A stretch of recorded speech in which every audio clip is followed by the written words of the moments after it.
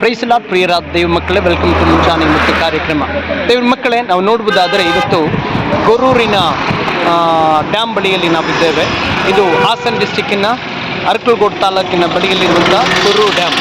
ಈಗ ನೀವು ನೋಡುವಂಥ ಈ ಡ್ಯಾಮ್ ನೀವು ಗಮನಿಸುವುದಾದರೆ ಆ ಡ್ಯಾಮ್ ಇವತ್ತು ತುಂಬಿ ಹೊರಚಲ್ತಾ ಇದೆ. ಅದರ ಗೇಟಿನಿಂದ ಮೇಲ್ಭಾಗದಿಂದ ನೀರು ಬೀಳುತ್ತಿರುವುದನ್ನು ನೋಡ್ಬೋದು. ಅದರ ನಿಮಿತ್ತವಾಗಿ ಗೇಟ್ ಇನ್ನೂ ಓಪನ್ ಆಗಿಲ್ಲ.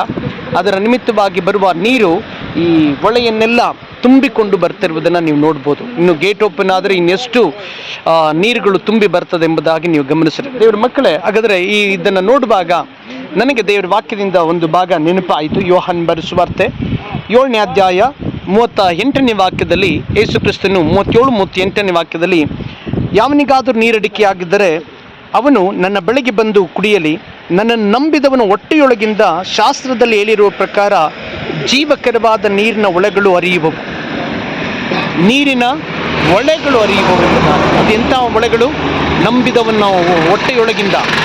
ನಾನು ನೀವು ಯೇಸು ಕ್ರಿಸ್ತನ ಮೇಲೆ ಪೂರ್ಣವಾಗಿ, ಪೂರ್ಣ ಹೃದಯ, ಪೂರ್ಣ ಪ್ರಾಣ, ಪೂರ್ಣ ಬುದ್ಧಿ, ಪೂರ್ಣ ಶಕ್ತಿಯಿಂದ ನಂಬಿಕೆ ಇಟ್ಟು ಆತನ ವಾಕ್ಯವನ್ನು ಅನುದಿನವೂ ಕೂಡ ಯಥಾರ್ಥವಾಗಿ ಓದಿ ಆ ವಾಕ್ಯವನ್ನು ಕೈಗೊಂಡು ಜೀವಿಸುವುದಾದರೆ ನಾವು ಎಂಥ ಸ್ಥಳದಲ್ಲಿರಲಿ, ಬರಡಾದ ಭೂಮಿಯ ಸ್ಥಳದಲ್ಲಿ ಅಥವಾ ಅನೇಕರು ಹೇಳುವ ಹಾಗೆ ನಾವು ಸೇವೆ ಮಾಡುವುದಕ್ಕೆ ಬಂದಿರುವ ಸ್ಥಳ ಬಂಜರವಾದ ಸ್ಥಳ, ಇಲ್ಲಿ ಸೇವೆ ಮಾಡಲಿಕ್ಕೆ ಸಾಧ್ಯವಿಲ್ಲ ಎಂಬುದಾಗಿ ಅನೇಕರು ಹೇಳುವಂಥ ಸ್ಥಳಗಳಿರಲಿ, ಖಂಡಿತವಾಗಿ ನೀವು ಆತನ ಮೇಲೆ ಭರವಸೆ ಬಿಟ್ಟು ಆತನ ಮೇಲೆ ದೃಢವಾದ ನಂಬಿಕೆ ಇಟ್ಟು ಆತನ ವಾಕ್ಯಕ್ಕೆ ವಿಧೇಯರಾಗಿ ನೀವು ಕಾಲಿಡುವುದಾದರೆ ಬಂಜರು ಆಗಿರುವ ಸ್ಥಳ, ಮರುಭೂಮಿಯಾಗಿರುವ ಸ್ಥಳದಲ್ಲಿ ಕೂಡ ದೇವರು ನಿಮ್ಮ ಮೂಲಕವಾಗಿ ಜೀವದ ಹೊರತೆಗಳನ್ನು ಉಂಟು ಮಾಡಿ ಹೊಳೆಗಳು ಹರಿಯುವಂತೆ ಮಾಡಿ ಅನೇಕ ಜನರು ನಿಮ್ಮ ಮೂಲಕ ಆಶೀರ್ವಾದ ಹೊಂದುವಂತೆ ನನ್ನ ದೇವರು ನಿಮ್ಮ ಮೂಲಕ ಮಾಡುವ ಆತನಾಗಿದ್ದಾನೆ. ದೇವರು ನಿಮ್ಮನ್ನು ಈ ವಾಕ್ಯದ ಮೂಲಕ ಆಶೀರ್ವದಿಸಲಿ. God bless you.